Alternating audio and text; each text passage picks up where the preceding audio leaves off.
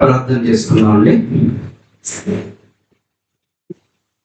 అందరూ తలలు ఉంచుకున్నట్లయితే ప్రార్థన చేసుకుందాం. మహోన్నతుడా, సర్వోన్నతుడా, కృపగలిగిన మా కన్న తండ్రి, మీకే కృతజ్ఞతాస్తుతులు స్తోత్రములు చెల్లించుకుంటున్నాను ఆయన. ఈ ఆదివారపు ఉదయకాలమున ఇదిగో నా తండ్రి, మీ పిల్లలందరూ కూడా మిమ్మల్ని ఇప్పటి వరకు పాటలతో స్తుతించారు. ఇట్టి అవకాశాన్ని మా అందరికి దయచేసినందుకై కృతజ్ఞతాస్తుతులు స్తోత్రములు చెల్లించుకుంటున్నాను ఆయన. మరి కొద్ది నిమిషాలు మీ మాటలను ధ్యానం చేయించుండగా మీ పిల్లలు ఎలా అయితే ఆసక్తితో మీ పాటలు పాడారో, వాక్యాన్ని కూడా అంతే ఆసక్తితో స్వీకరించులాగున, వినులాగున, ఆలోచించులాగున మా అందరికీ మీ ఆత్మ సహాయం అనుగ్రహించమని వేడుకుంటూ, కూడి వచ్చిన ప్రతి బిడ్డను మీ చేతులకు అప్పగించుకుంటూ ప్రభు అయిన యేసుక్రీస్తు నామము ద్వారా ఈ ప్రార్థన సమర్పించి అడిగి వేడుకొనుచున్నాను కన్న తండ్రి, ఆమేన్. ప్రియమైన దేవుని వాళ్ళరా, ఈరోజు కూడా ఈ ఆదివారపు ఆరాధనలో కొన్ని విలువైన సంగతులను బైబిల్ నుంచి మనం ఆలోచన చేద్దాం. యేసుక్రీస్తు వారు చెప్పిన బోధ, ఆ బోధ గురించి మనం ఆలోచన చేస్తూ ఆయన బోధ ప్రకారం మనం నడవాలి. పాత నిబంధనలో ధర్మశాస్త్రం అన్నది మోషే గారి ద్వారా ఇవ్వబడింది. క్రొత్త నిబంధన యేసుక్రీస్తు ద్వారా మనకు అనుగ్రహింపబడింది.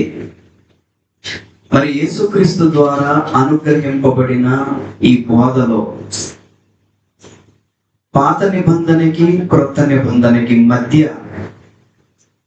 ఏంటి తేడా అన్నది కొన్ని విషయాలు మనం ఆలోచించేద్దాం. ప్రియులారా, మరి యేసుక్రీస్తు వారు ఆయన చేస్తున్న బోధలో మత్తయి సువార్త మనం ఎక్కువగా చదువుతూ ఉంటాం. ఎక్కువగా మత్తయి సువార్తలో కొన్ని విషయాలను మనం చూద్దాం. 5వ అధ్యాయం మత్తయి సువార్త, 5వ అధ్యాయం మత్తయి సువార్త 27వ వచనాన్ని ఒకసారి మనం ఆలోచన చేస్తే, 27వ అధ్యాయం 27వ వచనం 5వ అధ్యాయం మత్తయి సువార్త. వ్యభిచారం చేయవద్దని చెప్పబడిన మాట మీరు విన్నారు కదా. యేసుక్రీస్తు వారు పాత నిబంధనను ఉటంకిస్తూ యేసుక్రీస్తు వారు చెబుతున్న మాట, వ్యభిచారం చేయవద్దని చెప్పబడిన మాట మీరు విన్నారు కదా అన్నాడు. వ్యభిచారము అన్నది ఈరోజు చాలా కామన్ గా జరుగుతున్న ప్రక్రియ అన్నట్లుగా న్యాయస్థానాలు కూడా వీటిని పెద్దగా పరిగణలోనికి తీసుకోవటం లేదు. వ్యభిచారము దేవుని దృష్టిలో చాలా భయంకరమైనది. మానవ సమాజంలో అది పెద్దగా పట్టించుకోవలసిన అవసరత లేదు అని చట్టాలు కూడా తీర్పులు ఇస్తున్నాయి. ఓకేనా? అయితే దేవుడు పాత నిబంధనలో మోషే గారి ద్వారా వ్యభిచరించకూడదు అనే చట్టాన్ని చేశాడు. వ్యభిచరించకూడదు అనే చట్టం ఎందుకు వచ్చింది అన్నది కూడా మనం ఆలోచన చేస్తే, దేవుడు ఆది కాలములోనే ఆదామును హవ్వను సృజించి వారిద్దరిని ఒక మాట అన్నాడు. ఏంటి ఆ మాట? ఇప్పుడు ఆదాము గారు చెప్తారు కదా హవ్వ గురించి, నీవు నా ఎముకలను ఎముకవు, నా మాంసములో మాంసమువు, నీవు నరులలో నుండి తీయబడినదివి కనుక నారీ అనబడును అన్నాడు. అంటే దేవుని యొక్క ఉద్దేశం ఒక భర్త ఒక భార్య, అంతేనా? ఒక భర్త ఒక భార్య, ఇది దేవుని యొక్క చిత్తం. కానీ మరి వ్యభిచారము అనే వ్యభిచారం చేయకూడదు అని చట్టం చేశాడు కదా. ఎంతకు అసలు వ్యభిచారం అంటే ఏంటి అన్నది మనం ఆలోచించాలి. వ్యభిచారం అంటే ఏంటో ఏమంటే రోమపత్రిక 7వ అధ్యాయం 2వ వచనాన్ని ఒకసారి మనం చదివితే, రోమపత్రిక 7వ అధ్యాయం 2వ వచనాన్ని ఒకసారి మనం చదివితే,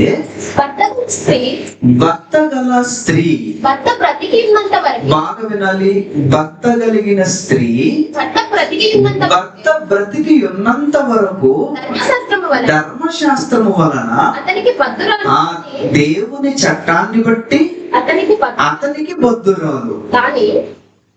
దేవుని చట్టాన్ని బట్టి అతనికి బద్ధురాలు. ఓకేనా? కానీ భర్త చనిపోయిన ఎడల భర్త విషయమైన ధర్మశాస్త్రము నుండి ఆమె విడుదల పొందును. కాబట్టి భర్త బ్రతికి ఉండగా ఆమె వేరొక పురుషుని చేరిన ఎడల వ్యభిచారిణి అన్నాడు. అంటే భర్త ఉన్నప్పుడు భార్య మరొకరిని చేరకూడదు, అలా చేస్తే వ్యభిచారం. అలాగే భార్య బ్రతుకున్నప్పుడు మరొక స్త్రీని చేరడం, దానిని వ్యభిచారం అన్నాడు. అంటే ఇక్కడ ఈ వీళ్ళిద్దరే ఏకమవ్వాలి, వీళ్ళిద్దరితోనే జీవితాన్ని పంచుకోవాలి. భర్త చనిపోతే భార్య వేరొక వివాహం చేసుకోవచ్చు, భార్య చనిపోతే భర్త మరొక వివాహం చేసుకోవచ్చు. అంతేకాని భార్య బ్రతుకున్నప్పుడు భర్త మరొక స్త్రీని చేరితే అతను వ్యభిచారము చేసినవాడు. భర్త బ్రతికుండగా భార్య మరొక పురుషుని చేరితే ఆమె వ్యభిచరించినట్లు. దీనినే దేవుడు వ్యభిచారంగా పోల్చాడు. మీకు అర్థమవుతుంది కదా నేను చెప్పేది? జాగ్రత్తగా వినాలి. ఇక యేసుక్రీస్తు వారు కూడా ఈ భూమి మీదకి వచ్చినప్పుడు ఆయన కూడా ఏమంటున్నాడంటే, ఆది నుండి సృజించిన వాడు పురుషునిగాను స్త్రీగాను సృజించను అన్నాడు. అలా సృజించి దేవుడు వారిద్దరిని జతపరిచెను అన్నాడు. వారి మధ్యలోకి మరొకళ్ళు ఎంటర్ కాకూడదు అన్నాడు. అంతేనా కదా? అంటే ఇక్కడ మనకేమర్థం అవుతుంది అన్నప్పుడు, ఈ వివాహ బంధం అన్నది చాలా పవిత్రమైనది. దానిలో థర్డ్ పర్సన్ ఎప్పుడు కూడా ఎంటర్ కాకూడదు అన్నది ఇక్కడ దేవుడు చెబుతున్న మాట. ఒకవేళ థర్డ్ పర్సన్ కనుక ఎంటర్ అయితే వాళ్ళ జీవితంలో, అంటే పురుషుడు మరొక స్త్రీతో గాని స్త్రీ మరొక పురుషుడితో గాని వెళ్ళటం అన్నది చాలా మిస్టేక్. అది దేవుడు అందుకనే ఆ కాలంలో అలా జరుగుతున్నాయి కాబట్టి, అంతే కదండి, ఆ రోజు జరుగుతూనే లేదు. ఈ చట్టం రాకముందు జరుగుతూనే లేదా? వ్యభిచరించకూడదు అని నిర్గమకాండంలో చెప్తాడు, 20వ అధ్యాయంలో చెప్తాడు. వ్యభిచరించకూడదు అన్నాడు అంటే ఆల్రెడీ వ్యభిచారం అనేది జరుగుతుందనే కదా అర్థం. అందుకే వాటిని జరిగించకూడదు, అది చట్ట విరుద్ధం. దేవుని యొక్క దృష్టిలో అది చట్ట విరుద్ధం, అది చేయకూడదు అన్నాడు. ఉదాహరణకు మనకి సొదొమ గొమొర్రా తెలుసు. సొదొమ గొమొర్రా గురించి మనకేం తెలుసు అన్నప్పుడు, ఏమంటే దేవదూతలు లోతును కాపాడడానికి వస్తారు. సొదొమ గొమొర్రాను నాశనం చేయడానికి లోతును అతని ఫ్యామిలీని కాపాడడానికి వస్తారు.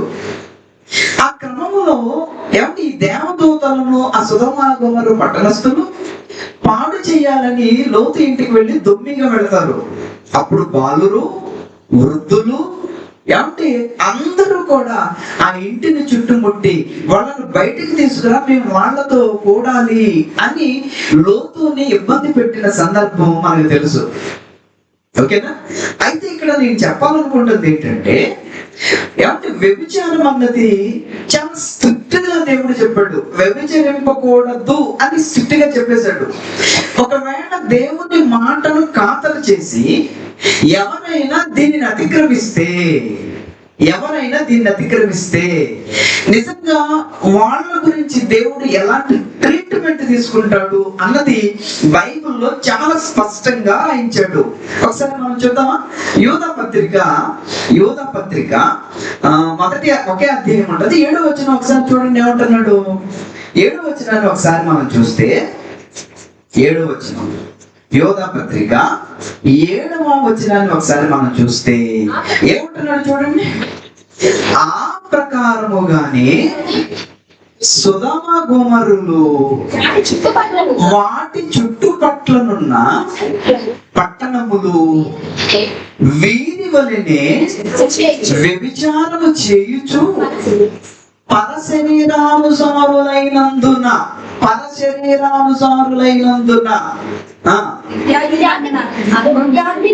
నిత్యాగ్ని దండన అనుభవించుచు దృష్టాంతములుగా ఉంచబడెను అన్నాడు. అంటే ఇప్పుడు వ్యభిచరించిన వాళ్ళ పరిస్థితి ఎలా ఉందో దేవుడు కళ్ళకు కట్టినట్లుగా చూపించాడు. అంతేనా? ఏం చేస్తున్నారంటే ఇప్పుడు వ్యభిచరించిన వాళ్ళందరూ ఏం చేస్తున్నారంట? నిత్యాగ్ని దండన అనుభవించుచు ఉన్నారా? చదవండి అక్కడ ఏముందో. అనుభవించుచు అన్నాడు. అంటే ఇంకా ఇప్పటికి కూడా అనుభవిస్తున్నారా? సొదొమ గొమొర్రా కాలిపోయి సుమారుగా అంటే అబ్రహాం కాలంలో కదండి అది, అంటే 2000 అంటే క్రీస్తుకు పూర్వం 2000 ఏమంటే 1900 2000 ఆ కాలంలో అండి ఏమంటే. అంటే అప్పటికి సొదొమ గొమొర్రాను కాల్చేశాడు. కానీ ఇక్కడ మనం తెలుసుకోవాల్సింది ఏంటంటే ఎప్పటికీ కూడా ఆ ప్రాంతం కాలిపోయిన ప్రాంతంలోనే ఉంది. ఇక్కడ ఏ మొక్క మొలవటం లేదు. అది చారిత్రాత్మక ఏమంటే హిస్టరీ. ఆ హిస్టరీ ఇప్పుడు కూడా మనం లైవ్ లో చూడొచ్చు. ఏమంటే ఆ సొదొమ గొమొర్రా ప్రాంతానికి ఎప్పటికి కూడా మనం వెళితే ఇక్కడ ఎప్పటికీ గంధకం మండుతూనే ఉంటది. అక్కడ ఏ మొక్క మొలవదు అని మనం ఇప్పుడు కూడా చూస్తూ ఉంటాం. అలాగే ఆ ప్రాంతంలో ఉన్న మనుషులు కాల్చబడ్డారు అని మనం చదువుకున్నాం కదా, చదువుకున్నా లేదా? కాల్చబడ్డారు అని చదువుకున్నాం. కాల్చబడ్డారు అన్నది మనం చదువుకున్నాం. కానీ క్రొత్త నిబంధనలోకి వచ్చేసరికి ఇంకా కాలుతూనే ఉన్నారని చెప్తున్నాడు. అక్కడ ఏమన్నాడు? కొత్త నిబంధనలోకి వచ్చేసరికి, యోధా పత్రికలోకి వచ్చేసరికి ఏమంటున్నాడు? కాలిపోయారు అంటలేదు, ఇంకా కాలుతూనే ఉన్నారు అంటున్నాడు. అంటే వ్యభిచారం చాలా సులువు, చాలా సుఖం. అంతేనా? చాలా సులువు, చాలా సుఖం. కానీ దాని వలన వచ్చే ఫలం చాలా తీవ్రమైనది. అది మనిషి తట్టుకోలేనిది. అంత భయంకరమైన శిక్ష దేవుడు వ్యభిచరించిన వానికి వేశాడు అంటే అసలు దేవుడికి అది అంటే ఎంత అసహ్యమో మీరు ఒకసారి ఆలోచించండి. ఏమండి? అది ఎంత తీవ్రమైన శిక్షో, ఏమంటే దేవుడికి ఎంత అసహ్యమో అది మీరు ఒక్కసారి మనం అందరూ కూడా ఒకసారి ఆలోచించాలి. దీన్ని బట్టి వ్యభిచారం చాలా ప్రమాదకరమైనదని మనకు అర్థమవుతుంది. అది కొంచెం సేపే మనకు సుఖాన్ని ఇస్తుంది, కానీ కాలం ఎంత కాలమో తెలియకపోయినా ఏమండి దాని వలన వచ్చే ఫలం చాలా ప్రమాదకరమైనది అన్నాడు. రైట్, ఇంతటికి మనకి బాగా అర్థమైంది అన్నది నా యొక్క ఉద్దేశం. ఇక మనం ఆలోచన చేస్తే వ్యభిచారం అంటే మనం చెప్పుకున్నాం కదా, ఏంటి ఒకసారి చెప్పండి. వ్యభిచారం అంటే ఏంటి?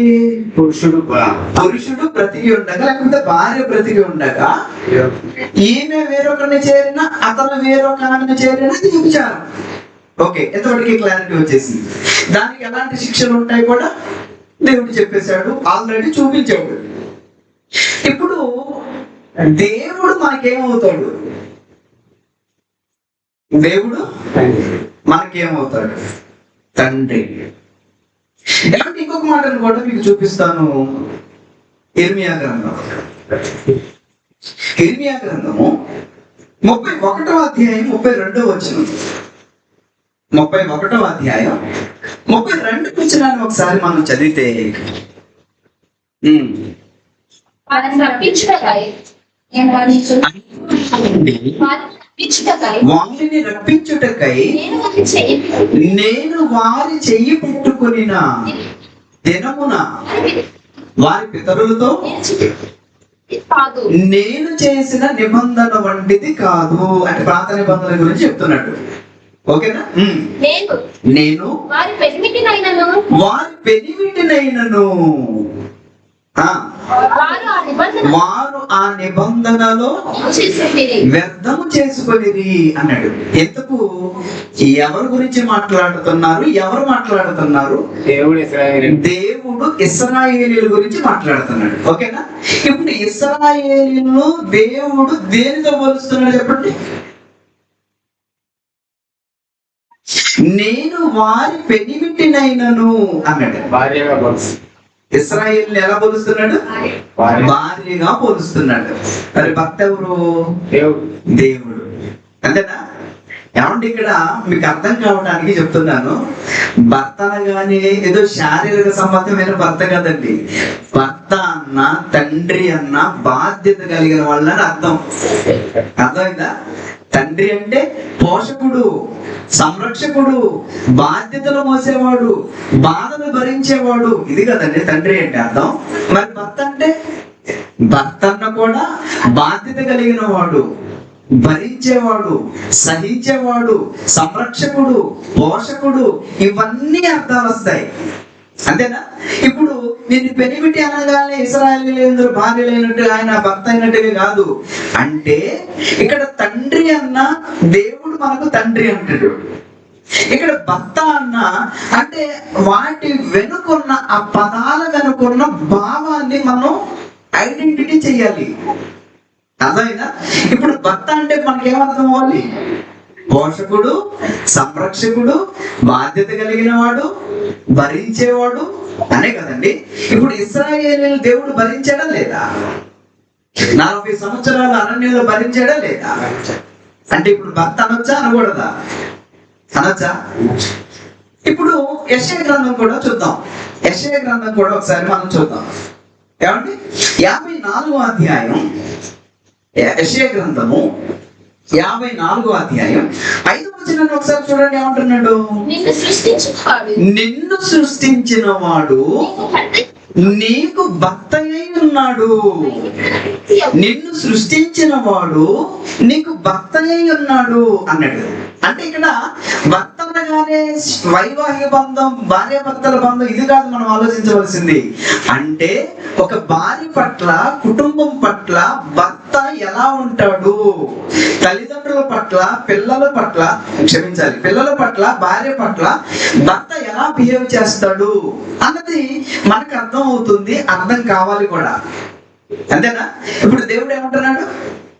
మళ్ళా చదువుదామాట. నిన్ను సృష్టించిన వాడు నీకు భర్త అయి ఉన్నాడు. ఆయన ఎవరంట? భర్త ఎవరంట? సైన్యములకు అధిపతియగు యెహోవా అని అతనికి పేరు. అంటే ఇప్పుడు భర్త దేవుడైనప్పుడు మరి భార్య ఎవరు? ఎవరండి? భర్త దేవుడైనప్పుడు భార్య ఎవరు? ఎవరు? అర్థం కాల. ఇశ్రాయేలీయులు. ఓకేనా? భార్య అనగా ఇశ్రాయేలీయుల గురించి మాట్లాడుతున్నాడు. మీకు భర్త కదా? Very good. అది పాత నిబంధన హిస్టరీ. ఇది కూడా మీరు మైండ్ లో పెట్టుకోండి. ఇప్పుడు మీకు 2 పాయింట్లు చెప్పాను. ఇది 2వ పాయింట్, ఫస్ట్ ఒక పాయింట్ చెప్పాను. ఓకేనా? ఓకే కదా? రైట్. ఇప్పుడు 3rd పాయింట్ ఏంటి అని మనం ఆలోచన చేస్తే, ఇప్పుడు మనమందరం ఎవరు? ఇశ్రాయేల్ గురించి మాట్లాడుకున్నాం. ఇప్పుడు మనమంతా ఎవరు? మనమంతా ఎవరు అంటే సంఘం. అంతేనా? మనమంతా ఎవరు? సంఘం. సంఘం అంటే ఏమంటే క్రీస్తు రక్తము చేత కడగబడి కొనబడిన సంఘం అను కదా. అంటే క్రీస్తు రక్తము చేత కడగబడి కొనబడిన సంఘమే క్రీస్తు సంఘం. అవునా? మరి క్రీస్తు సంఘం అంటే మనకు శిరస్సు ఉందా లేదా? మనకు శిరస్సు ఉందా? ఎవరా శిరస్సు? ఏమండి? క్రీస్తు. అంటే ఇప్పుడు క్రీస్తు మనకేమవుతాడు చెప్పండి? క్రీస్తు మనకి ఇప్పుడు ఏమవుతాడు? ఏమవుతాడు? భర్త అవుతాడా? సంఘమునకు భర్త అవుతాడా? ఒకసారి చూద్దాం బైబిల్, అది కూడా చూద్దాం. అది కూడా చూద్దాం బైబిల్లో. ఏమండి? ప్రకటన గ్రంథం 21వ అధ్యాయం 2 వచనాన్ని ఒకసారి మనం చదివితే, ప్రకటన గ్రంథం 21వ అధ్యాయం 2 వచనాన్ని ఒకసారి మనం చదివితే, మరియు నేను నూతనమైన యెరూషలేము అను ఆ పరిశుద్ధ పట్టణము తన భర్త కొరకు, నూతనమైన యెరూషలేమును పరిశుద్ధ పట్టణం తన భర్త కొరకు అలంకరింపబడినదై అన్నాడు. పెళ్లి కుమార్తె వలె. ఏమండి? ఇక్కడ పెళ్లి కుమార్తె అంటున్నాడు, తన భర్త కొరకు అంటున్నాడు, నూతన యెరూషలేము అంటున్నాడు. అంటే భర్త కొరకు అంటే క్రీస్తు కొరకు, పెళ్లి కుమార్తె వలె నూతన యెరూషలేము అన్నాడు. నూతన యెరూషలేము అంటే సంఘం. అంతేనా? ఇంకా 9వ వచనాన్ని కూడా, ఇదే అధ్యాయం 9వ వచనం కూడా ఒకసారి మనం చూస్తే ఏమంటున్నాడు చూడండి.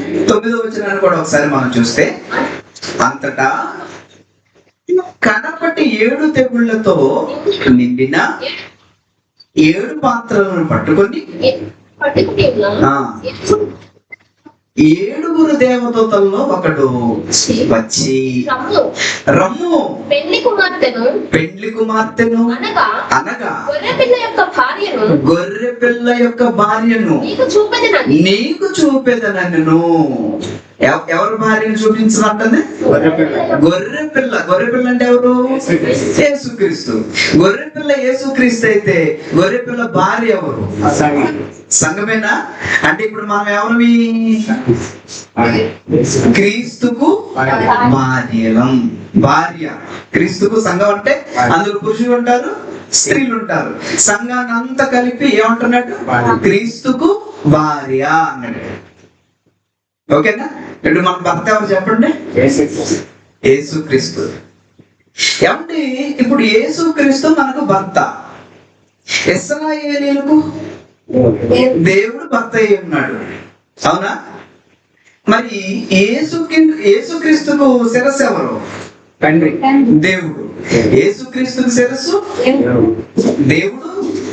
ఏమంటే మనకి శిరస్సు భర్త అయిన క్రీస్తు. ఎంతవరకు మీకు క్లారిటీ వచ్చిందని నేను అనుకుంటున్నాను. అంటే టోటల్ గా మనం కూడా ఒక భర్తకు భార్యలం, సంఘము, భార్య అన్నాడు. కాబట్టి మరి భార్యగా ఉన్న నిన్ను నిజంగా దేవుడు ఎంత, అంటే క్రీస్తు వారు నిజంగా మన గురించి ఎంతగా, భార్యను ఎంతగా ప్రేమిస్తున్నాడు అన్నది కూడా మనకు తెలియాలి కదా. ఒకసారి చూద్దాం. అది కూడా మన భార్య, క్రీస్తు యొక్క భార్య. ఏమంటే ఆ భార్యను క్రీస్తు భర్తగా ఎంత ప్రేమిస్తున్నాడు ఒకసారి చూద్దామా? చూద్దాం.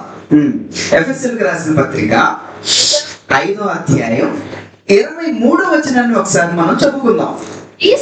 క్రీస్తు సంఘమునకు శిరస్సయ్యున్నాగున పురుషుడు.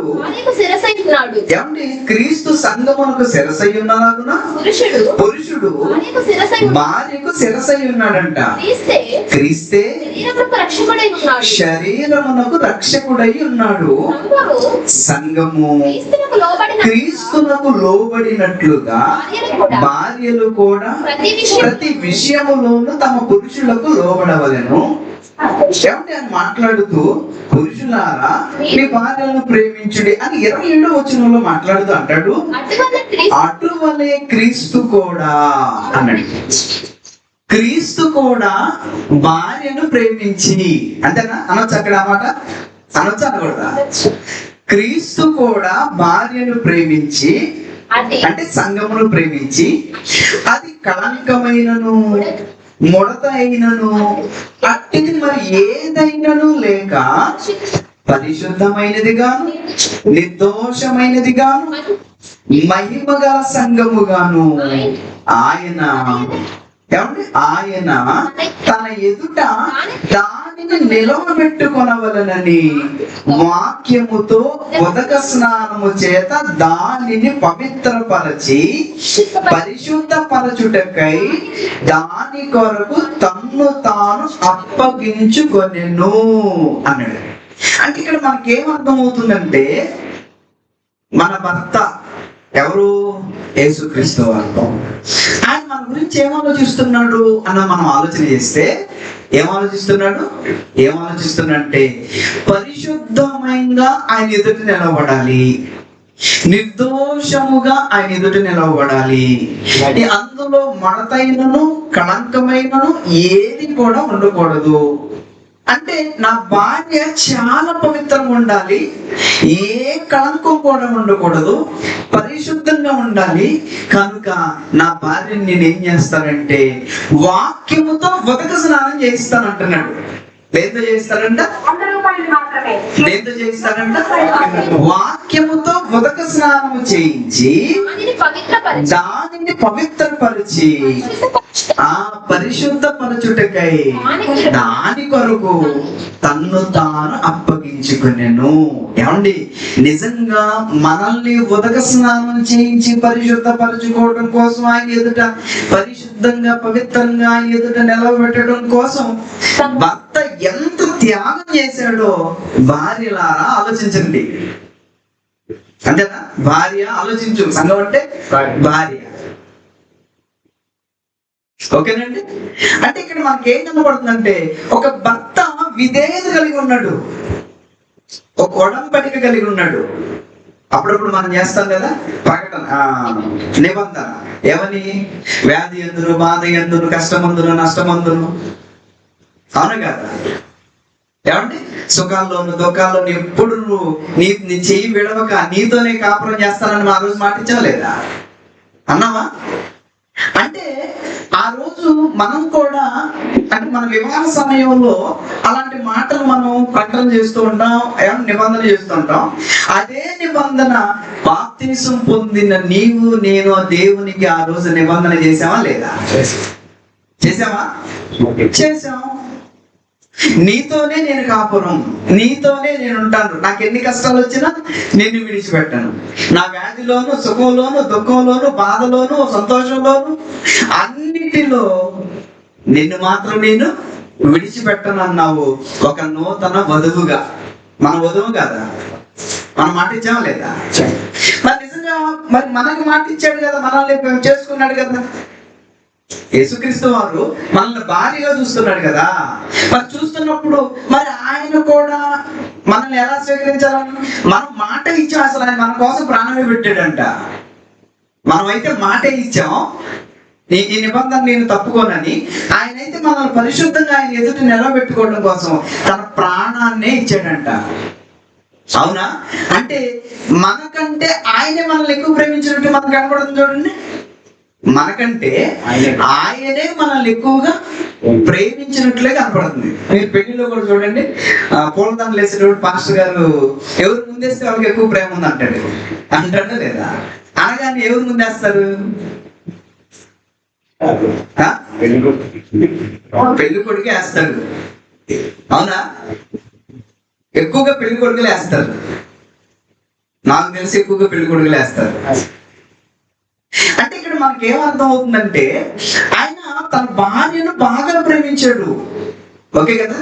ఏమండి, ఎలాంటి భర్తకు మనం నమ్మక ద్రోహం చేయొచ్చా? ఏమండి, ఎవరు వచ్చారు చూడండి. ఎలాంటి భర్తకు ఒక భార్యగా నమ్మక ద్రోహం చేయొచ్చా? చేయొచ్చండి? చేయకూడదు. మరి సంఘాల గురించి యాకోబు గారు ఒక మాట అంటున్నాడండి. ఏమంటున్నాడు ఒకసారి చూద్దామా? యాకోబు గారు ఆ రోజున్న సంఘాలకు పత్రిక రాస్తూ 4వ అధ్యాయం 4వ వచనం ఒకసారి చూడండి ఏమంటున్నాడు. 4వ అధ్యాయం 4వ వచనాన్ని ఒకసారి మనం చదివితే, వ్యభిచారులారా అన్నాడు చూడండి.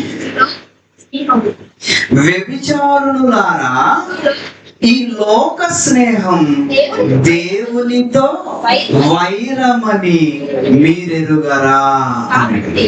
ఏమండి, వ్యభిచారులారా అంటాడేంటి? పరిశుద్ధులారా అనాలి కదా, అన కదా.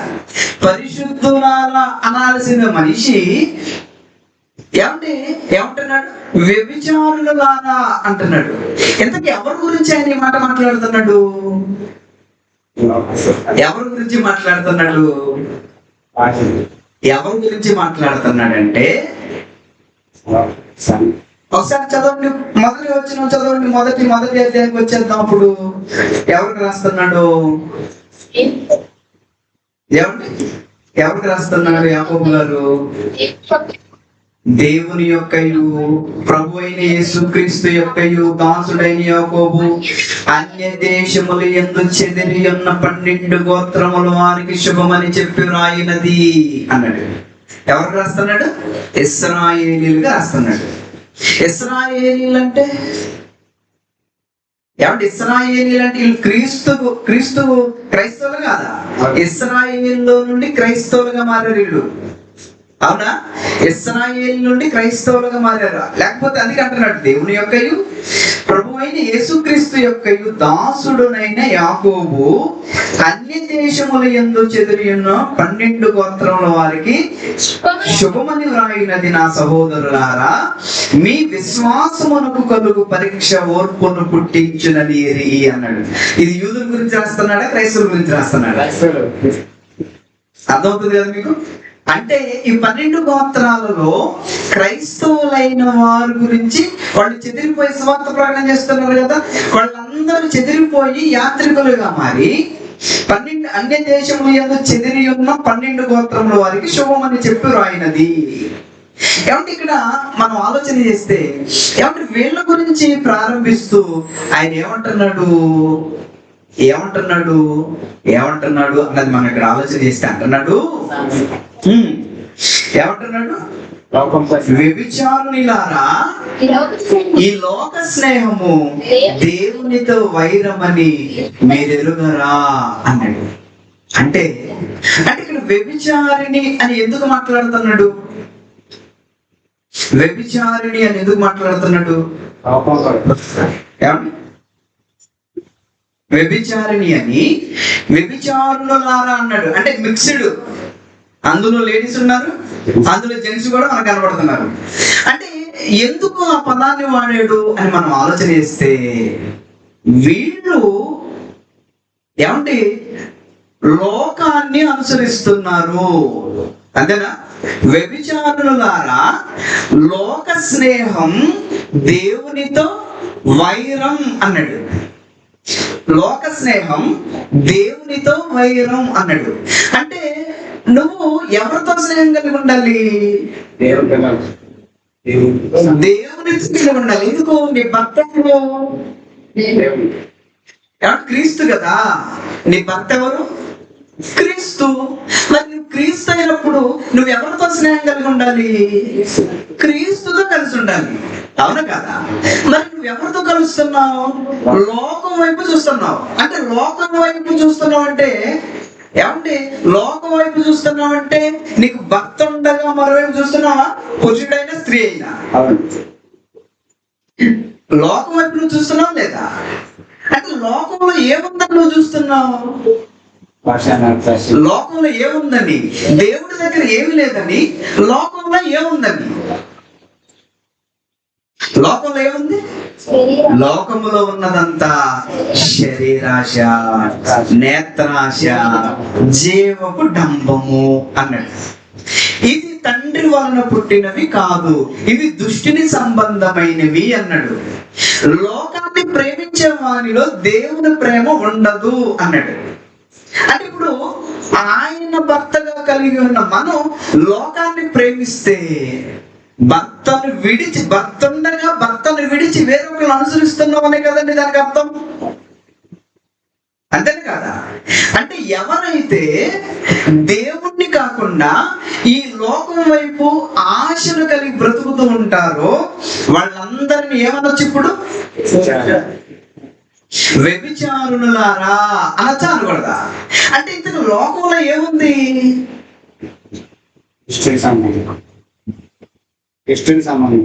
ఇప్పుడు మిమ్మల్ని ఒకటి మంచి అడుగుతాను, ఏమంటే ఈరోజు మనం లోక సంబంధమైనవి కోరుకుంటున్నావా, దేవుని సంబంధమైనవి కోరుకుంటున్నావా? భూ సంబంధమైనవి కోరుకుంటున్నావా, పరలోక సంబంధమైనవి కోరుకుంటున్నావా? క్లారిటీ వచ్చేస్తుంది, పెద్ద కష్టమేం కాదు ఇది. భూ సంబంధమైనవి కోరుకుంటున్నావా, పరలోక సంబంధమైనవి కోరుకుంటున్నావా, దేవుని సంబంధమైనవి కోరుకుంటున్నావా, లోక సంబంధమైనవి కోరుకుంటున్నావా? లోక సంబంధమైనవి కోరుకుంటున్నావా లేదా? కోరుకుంటే ఇప్పుడు మనం ఏమవుతాం చెప్పండి? లోక సంబంధమైనవి ఎవరు కోరుకున్నా అవి వ్యభిచరించినట్లే అని.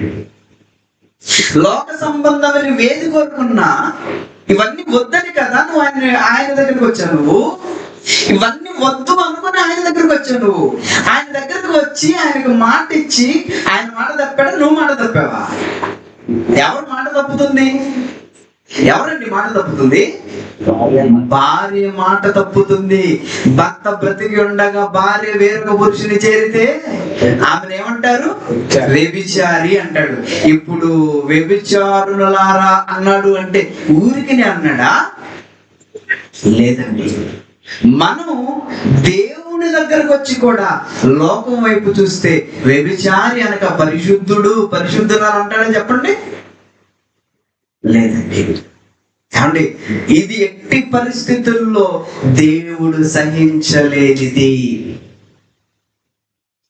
చట్టం చేశాడు కదా, మన పాత నిబంధనలు చదివాం కదా, చట్టం చేశాడు.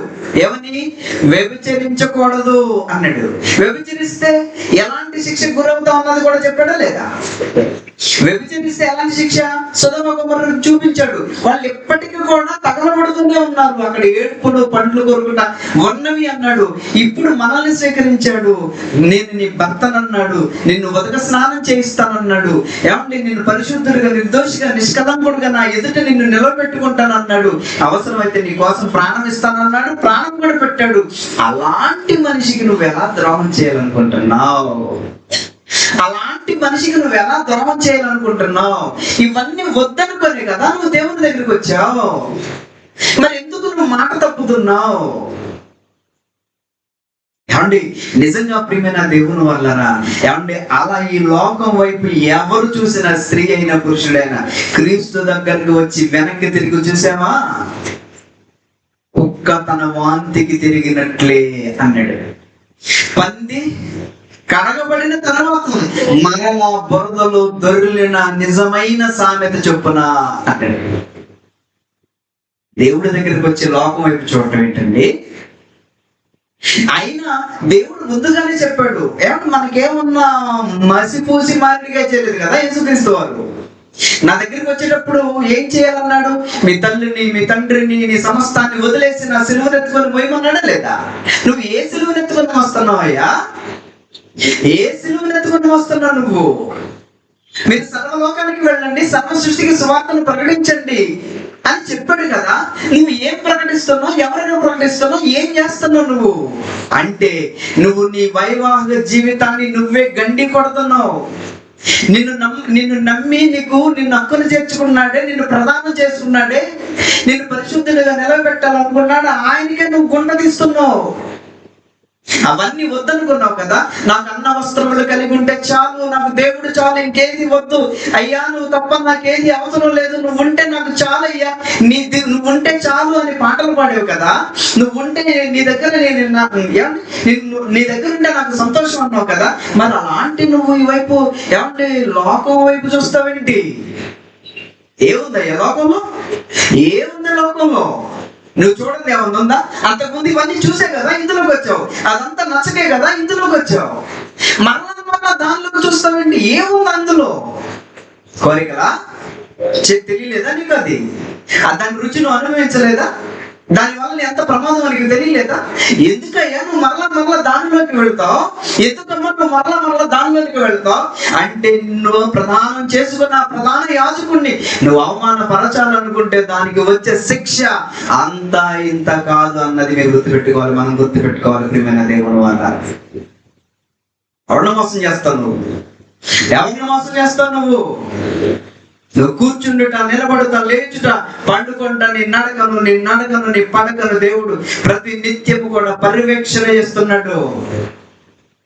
అర్థమవుతలేదు నీకు బైబిల్? నిజంగా ప్రియమైన దేవుని వల్లరా, నిజంగా ఆ మాట చదవగా నాకు భయం వేసిందండి. ఏంటి వ్యభిచారులరా? కాబట్టి ఎవడైనా మనల్ని ఆ మాట అంటే ఊరుకుంటామండి మనం? ఎవడైనా రోడ్డు మీద వెళ్ళేవాడు మనల్ని ఆ మాట అంటే ఊరుకుంటాం? ఏం తెలుసురా నీకు నా గురించి అంటాం. నేను ఎలాంటి వాడిని తెలుసా అంటాం. నేను ఎలాంటి దాన్ని తెలుసా అంటాం. కానీ ఏసంటే మాత్రం ఏం మాట్లాడకుండా మౌనంగా ఉన్నావంటే నీకు తెలిసినదేదో నిన్ను పరిశీలన చేస్తున్న ఆయనకి నిన్ను బాగా పర్యవేక్షణ చేస్తున్నాడు అన్నమాట. నిజంగా ప్రియమైన దేవుని వాళ్ళారా, మీరు ఆలోచించండి. మనం ఎవరికండి ద్రోహం చేస్తున్నాం? ఎవరికి ద్రోహం చేస్తున్నాం? లోకం వైపు చూడకూడదండి. లోకము త్యజించే మనం లోకం వద్దనుకున్నాం. ఈరోజు మనం దేనికోసం బ్రతుకుతున్నాం? భార్యల కోసం, పిల్లల కోసం, ఆస్తుల కోసం, అంతస్తుల కోసం, చదువుల కోసం, ఉద్యోగాల కోసం, ఈ లోకంలో 60-70 సంవత్సరాల కోసమే కదండి మనం బ్రతుకుతుంది. ఆ బ్రతుకు కోసం అయితే ఇక్కడ దాకా రావడం ఎందుకండి? క్రీస్తులోకి రావడం ఎందుకండి? ఆయన నువ్వు భర్తగా మనం స్వీకరించడం ఎందుకండి? అంత అవసరం ఏమొచ్చింది? ఉంటే అడ్డు ఉండిపోయావా? ఎక్కడికి వచ్చి ఏమంటే ఆయన నీ కోసం ప్రాణత్యాగం చేసి ఆ ప్రాణత్యాగాన్ని నువ్వు అర్థం చేస్తున్నావంటే ఏంటండి ఎంత భయంకరంగా మారిపోయావు? ఏంటి ఎంత భయంగా మారిపోయావు? నిజంగా ప్రియమైన దేవుని వల్లరా, ఏమంటున్నాడు చూడండి. తిమోతికి రాసిన రెండో పత్రిక 3:4 చూడండి. ఏమంటున్నాడు? తిమోతికి రాసిన రెండో పత్రిక 3:4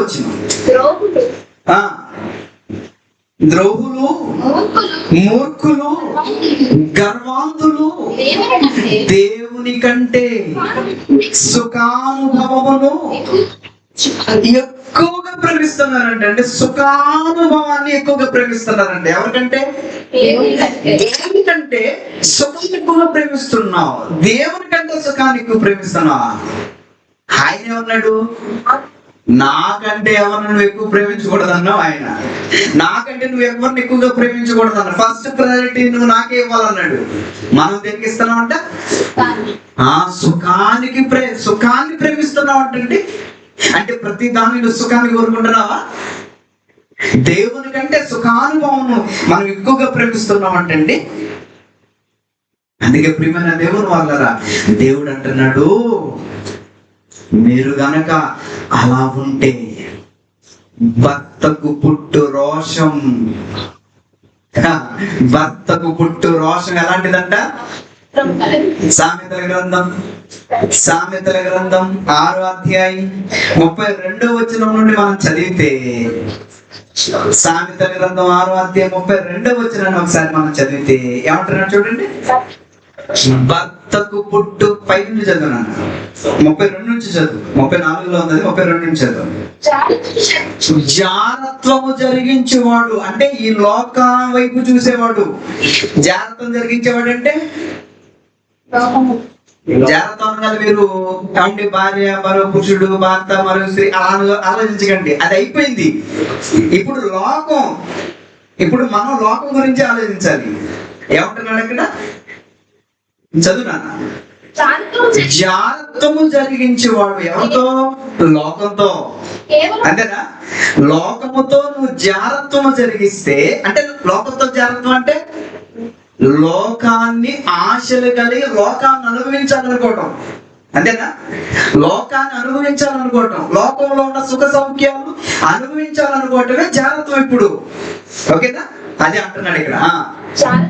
జాగ్రత్తము జరిగించేవాడు కేవలం కేవలము బుద్ధిశూన్యుడు బుద్ధి శూన్యుడు, బుద్ధి లేని వాడే జాగ్రత్త జరిగిస్తాడు.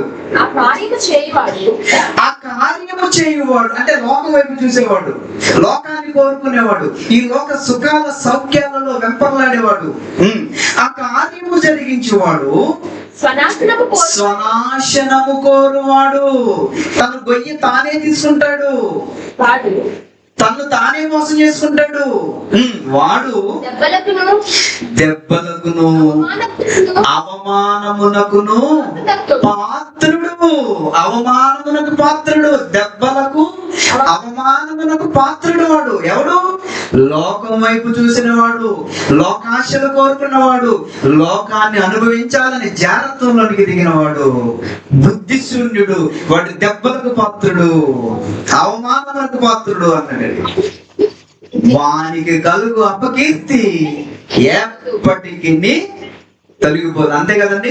నువ్వు వెచ్చగానైనా లేవు, నువ్వు చల్లగానైనా లేవు, నీ మీద నులువెచ్చగా ఉన్నావు కాబట్టి ఉమ్మి వేస్తున్నాను నీ మీద అన్నాడండి దేవుడు. ఉమ్మి వేస్తున్నాను అన్నాడు. అది అవమానం కాదు? అవమానం కాదా? అవమానం అంటే అది. దేవుడు ఉమ్మేస్తున్నాడు. ఇచ్చి నిన్ను ఎంత నాదానివని, నిన్ను ఎంత ప్రేమగా చూస్తున్నావు, అవసరమైతే నీ కోసం ప్రాణం పెట్టాను కదా, నువ్వు నాకే ద్రోహం చేస్తున్నావు, లోకాన్ని కావాలనుకుంటున్నా. నాకంటే లోకంలో ఏముంది ఎక్కువ? నాకంటే లోకంలో ఏముంది ఎక్కువ అడుగుతున్నాడండి. నువ్వు దెబ్బలకు పాత్రుడివి, జ్ఞానశూన్యుడివి, నువ్వు అవమానానికి పాత్రుడివి అని కిందకు వెళుతూ మాట్లాడుతూ అంటాడు. రోషము భర్తకు పుట్టు రోషం, భర్తకు పుట్టు రోషం. భర్త అంటే ఎవరు ఇప్పుడు? యేసుక్రీస్తు అండి. సంఘంతో మాట్లాడదంటున్నాడు. భర్తకు పుట్టు రోషం మహాసముద్రము కలిగినది, ప్రతీకారం చేయు దినమున అట్టి వాడిగా కనికరం చూపడు, ప్రాయశ్చిత్తం వెన్ని చేస్తానన్నా ఆయన అసలు లక్ష్య పెట్టడంటండి. నువ్వెంత గొప్ప బహుమానాలు ఇచ్చినా అతను ఒప్పుకోడు. తెలుసా ఎందుకు? అంతగా ప్రేమించాడు, అంతగా ఇష్టపడ్డాడు, అంతగా నీ కోసం ప్రాణం పెడితే నువ్వు ఆయనకే నమ్మక ద్రోహం చేస్తున్నావంటే అసలు నిన్ను వదిలిపెడతాడు, మనం వదిలిపెడతాడు అనుకోవటం అది మన వెర్రితనం అవుతుంది. అంటే దీన్ని బట్టి మనకేమర్థం అవుతుంది చెప్పండి? వ్యభిచారం చాలా ప్రమాదకరమైనదా? చాలా ప్రమాదకరమైనది. అందుకే ఆయన ఫస్ట్ నుంచి కూడా ఖండించుకుంటూ వస్తున్నాడు. వ్యభిచరించకుడి అని పాత నిబంధనలు ఇచ్చాడు. ఇప్పుడు దాని క్రొత్త నిబంధనకు వచ్చేసరికి ఏమంటున్నాడు చూద్దాం. ఫస్ట్ చదువుకున్నాం కదా, ముగించేసుకున్నాం. ఫస్ట్ చదువుకున్నాం కదా, దాన్ని ఏమంటున్నాడు చూద్దాం. ఏమంటే 5వ అధ్యాయం మత్తయి సువార్త, 5వ అధ్యాయం మత్తయి సువార్త, 5వ అధ్యాయం మత్తయి సువార్త 27 నుంచి చదువుకుందాం. వ్యభిచారం చేయవద్దని చెప్పబడిన మాట మీరు విన్నారు కదా, విన్నారా లేదా? విన్నాం. నేను మీతో చెప్పున్నదేమనగా, ఒక స్త్రీని మోహపు చూపుతో చూచు ప్రతివాడు అప్పుడే తన హృదయమందు ఆమెతో వ్యభిచరించిన వాడగును. క్రొత్త నిబంధనకు పాత నిబంధనకు వ్యత్యాసం చెబుతున్నాడు చూడండి. ఏమంటున్నాడు? ఏంటి ఆ వ్యత్యాసం? ఏంటి వ్యత్యాసం? అక్కడ చేస్తే పాపం, ఇక్కడ చూస్తే పాపం. అంతేనా? అలా చేస్తే పాపం, ఇక్కడ చూస్తే పాపం. ఎంతకి ఎవరిని చూస్తే పాపం? ఇక్కడ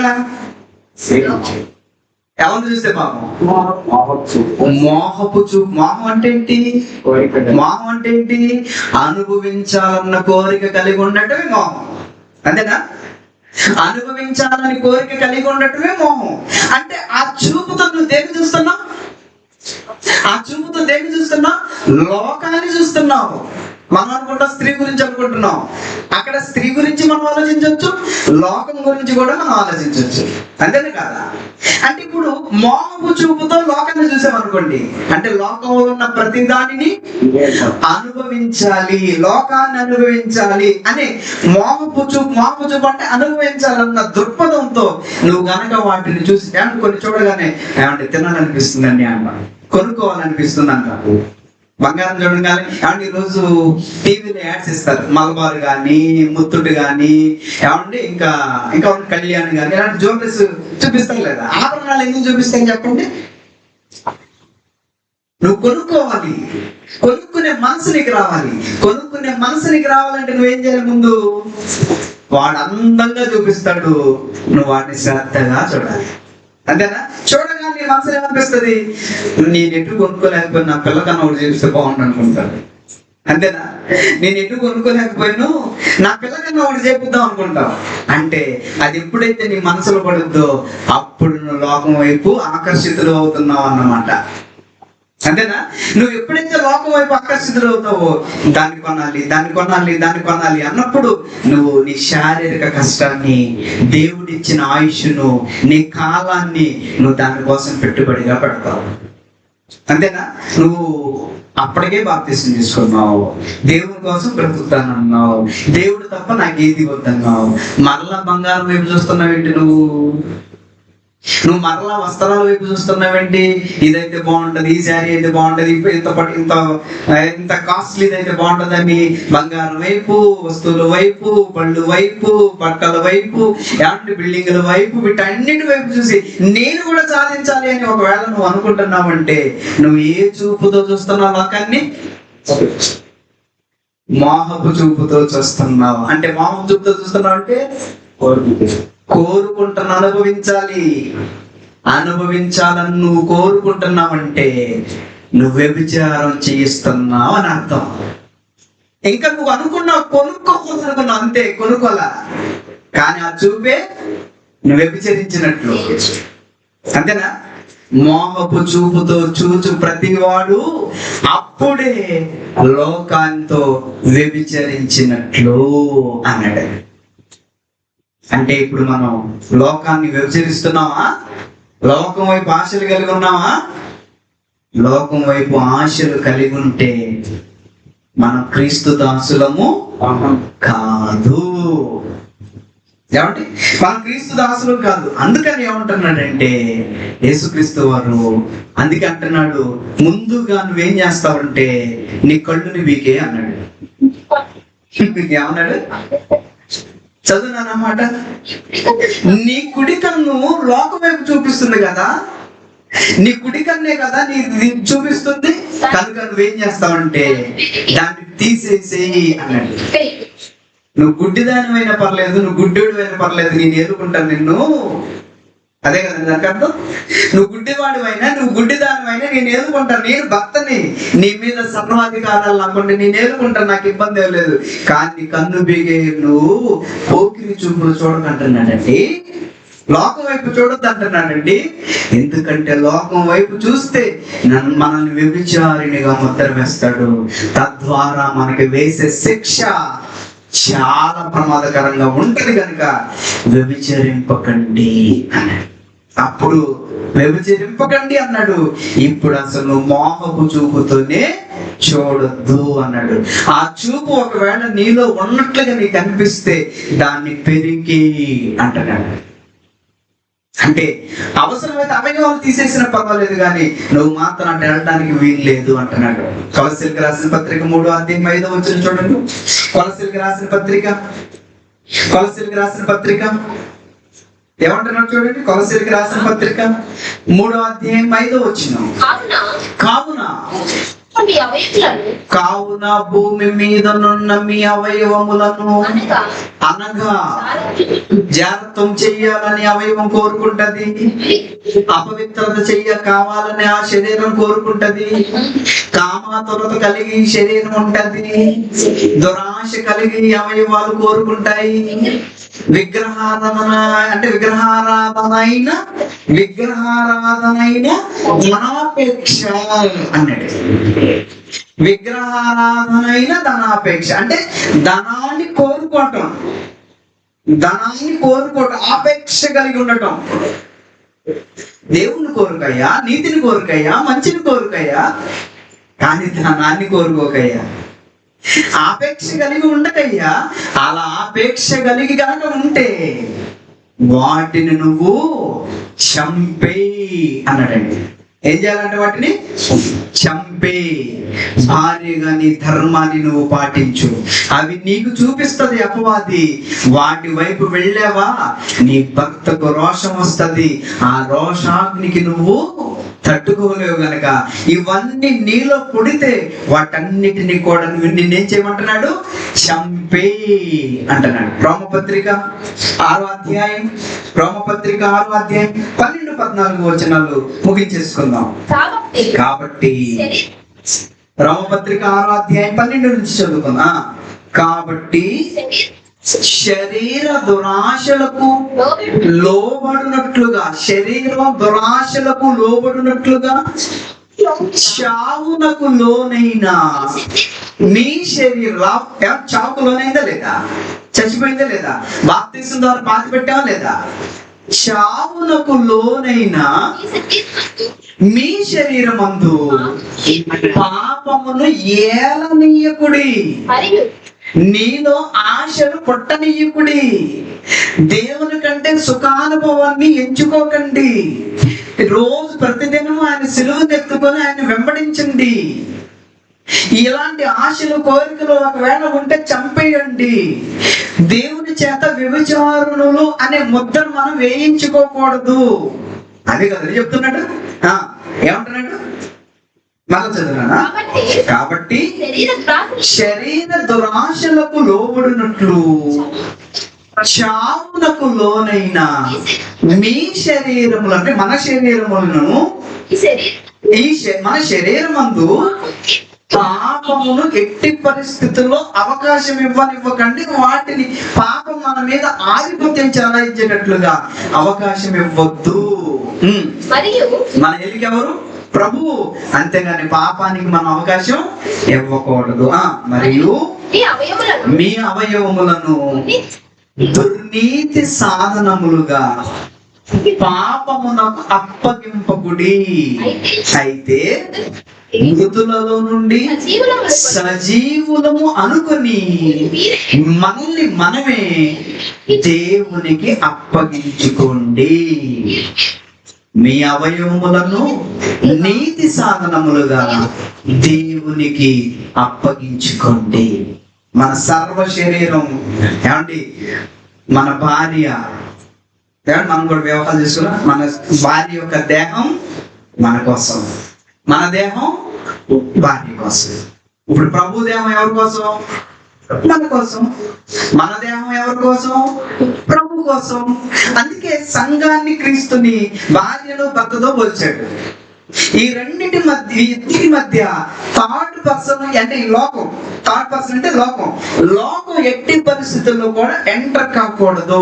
మనం ఏ స్థితిలో ఉన్నామో ఆ స్థితిలోనే దేవుణ్ణి మహిమపరచడానికి మనం మన జీవితాన్ని ముందుకు తీసుకువెళ్ళాలి తప్ప క్రీస్తులోనికి వచ్చి మరలా ఏదో చేద్దాం లోకం అనుకుంటే నువ్వు వ్యభిచారం చేసినట్లే. అంతేనే కదా? ఇక్కడికి రాకముందే, అందుకే ఏ స్థితిలోనే ఉన్నామో ఆ స్థితిలోనే క్రీస్తుని అంగీకరించి అన్నాడు. అంతేగాని క్రీస్తు దగ్గరికి వచ్చి సంపాదించాలనుకోకు. క్రీస్తు దగ్గరికి వచ్చిన తర్వాత ఇంకేదో ఆశించుకో. ఇక్కడికి వచ్చామంటే అన్ని వదులుకొని రావాలి, అది ఇక్కడ అర్థం.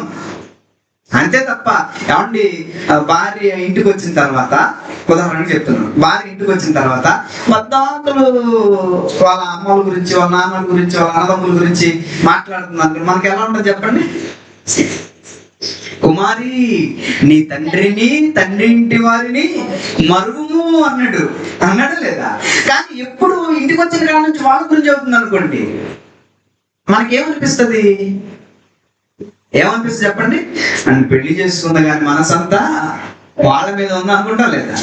మళ్ళీ మనం ఇది మనకు అర్థమైతే క్రీస్తువుకి వచ్చిన తర్వాత మనం మళ్ళా బిల్డింగ్ ఎలా ఉంది, బంగారం ఎలా ఉంది, డబ్బులు ఎలా ఉంది, ఎటువంటి డబ్బులు వస్తే, ఏం చేస్తే డబ్బులు, ఇవి ఆలోచిస్తున్నాం అనుకోండి. అంటే ఇప్పుడు దేని గురించి ఆలోచిస్తున్నాం? అవన్నీ వదిలేసి కదా ఇక్కడికి వచ్చాం. మళ్ళీ వాటిని గుర్తు పెట్టుకుంటా అంటే ఇప్పుడు మనల్ని ఏమంటాడు ఆయన?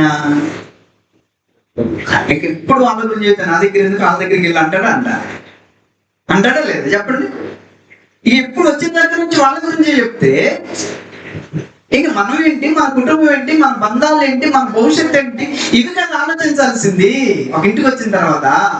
మనం వాటి గురించి మనల్ని ఏంటి, మా చెల్లెళ్ళు ఏంటి, మా నాన్న ఏంటి, మా అమ్మ ఏంటి, మా ఊరు ఏంటి, మా ఊర్లో మా ఫ్రెండ్స్ ఏంటి అని ఆలోచించామనుకో చరిత్ర కదా, చరిత్ర వచ్చిందా లేదా? మనకే ఇలా ఉంటే మనం శుభ్రంగా వాక్యంతో కడిగి, ప్రాణం పెట్టి, రక్తంతో కడిగి, రక్తంతో కొని మనం పరిశుద్ధపరిచి, ఏమండి పరిశుద్ధ సంఘముగా ఆయన ఎదుట నిలవబెట్టాలని ఆయన ఆలోచన కలిగి ప్రాణం పెడితే మరలా లోకం వైపు అటు ఇటు చూస్తున్నాం అనుకోండి. చదువుతావా? చదివి కుమారి కీర్తన గ్రంథమేగా, కీర్తన గ్రంథము 45వ అధ్యాయం 11వ వచ్చింది. కుమారి ఆలకించుము, ఆలోచించి చెవియొక్కుము, సర్వజనమును నీ తండ్రి ఇంటి వారిని మరువుము. నీ రాజు నీ ప్రభువు అతడు నీ సౌందర్యాన్ని కోరినవాడు, అతనికి నమస్కరించు. అంతేగాని లోకం వైపు చూడకు. ఆయన భర్తకు పుట్టు రోషం బహురౌద్రము కలిగినది అన్నాడు. ఆయన ఉగ్రతకు మనిషి తాళలేడండి. కనుక నమ్మకమైన భార్యలుగా, మనల్ని మిక్కిలిగా ప్రేమించే భర్తకు అన్ని విషయాలలో విధేయులమై ఉండాలి. వ్యభిచారం చాలా ప్రమాదకరం, దాన్ని ఊసే మనం ఎత్తకూడదు. అందుకే 21 ప్రకటన 8వ వచనం చెప్తారు, అబద్ధికులను, వ్యభిచారులను, మాంత్రికులను అగ్నిగంధకములు కలిగిన గుండములో చేస్తాడు అంటాడు. కనుక వ్యభిచరించకూడదు అన్న మాట ఆయనకు వ్యభిచరించకూడదు అనే మాట దేవుని చట్టం. ఒకవేళ అతిక్రమిస్తే దాని శిక్ష ఖాయం. కనుక ప్రియమైన దేవుని వాళ్ళరా, క్రీస్తును మన సొంత భక్తిగా అంగీకరించి సంఘముగా ఉన్నాం. మనం పరిశుద్ధ సంఘంగా ఉండాలి తప్ప పరులను ఆశించే సంఘంగా ఉండకూడదు, లోకాన్ని ఆశించే సంఘంగా ఉండకూడదు. లోకాన్ని త్యజించాం, అందుకే క్రీస్తులోనికి వచ్చాం. క్రీస్తే ఏదైనా సరే, క్రీస్తే మన ఆలన పాలన, మన బాధలు, కష్టాలు, నష్టాలు, ఇరుకులు, ఇబ్బందులు అన్ని కూడా ఆయనే చూసుకుంటాడు. ఆయనకి అంకితం అవ్వాలి తప్ప మరలా నువ్వేదో చేద్దామని లోకం వైపు చూసావా, చాలా ప్రమాదంలోకి వెళ్ళిపోతావు. మీకు అర్థమైందని నేను అనుకుంటున్నాను. ప్రార్థన చేసుకుని. మహోన్నతుడా, కృప కలిగిన తండ్రి, మీకే కృతజ్ఞతాస్తుతులు స్తోత్రములు చెల్లించుకుంటున్నాను. ఆయన మీ పిల్లల్ని మీరు జ్ఞాపకం చేసుకున్నారు. స్తోత్రాన్ని చెల్లించుకుంటున్నాను. వ్యభిచరింపకూడదు అనే మాట వెనుక అంతరార్థాన్ని మీ పిల్లలకు తెలియజేశాను ఆయన. అది ఎంత ప్రమాదకరమైనది అంటే అది మీకు నచ్చనిది అన్న విషయాన్ని మీ పిల్లలకు తెలియజేశాను. మీ పిల్లలుగా మేము ఎప్పుడు కూడా తండ్రి, ఎప్పుడు కూడా మీ కుమారుడు చూపిన మార్గాన్ని జవదాటగా ఆయనను భర్తగా మేము స్వీకరించి ఒక మంచి వధువుగా మేము ఉండటానికి మాకు సాయం చేయండి. మాలో ఉన్న లోపాలు ఏవైనా ఉంటే వాక్యంతో సరిదిద్ది మమ్మల్ని పరిశుద్ధులుగా, నిర్దోషులుగా, నిష్కలంకులుగా మీ ఎదుట నిలబడటానికి మాకు సహాయం చేయమని, ప్రతి విషయంలో మీ కృపను, మీ కాపుదలను అనుగ్రహించి నడిపించమని మీ పాద సన్నిధిలో వేడుకుంటూ, సంఘానికి వస్తున్న ప్రతి బిడ్డను మీరు జ్ఞాపకం చేసుకోమని, ప్రతి విషయంలో మీ కృపను, మీ కాపుదలను అనుగ్రహించి నడిపించమని మీ పాద సన్నిధిలో అర్థిస్తూ ప్రభు యేసుక్రీస్తు నామము ద్వారా ఈ ప్రార్థన సమర్పించి అడిగి వేడుకొనుచున్నాను కన్న తండ్రి, ఆమేన్. మన తండ్రి అయిన దేవుని ప్రేమ, ఆయన కుమారుడైన యేసుక్రీస్తు వారి యొక్క కృపయు, పరిశుద్ధాత్మ దేవుని యొక్క అన్యోన్య సహవాసము ఇప్పుడు ఎల్లప్పుడూ సదాకాలం మనందరికీ తోడై ఉండి నడిపించిన గాక. ఆమేన్. మంచిదండి. మరి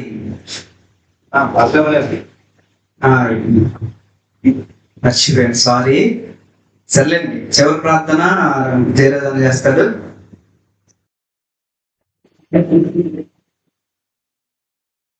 భక్తులు జరిగించాడు.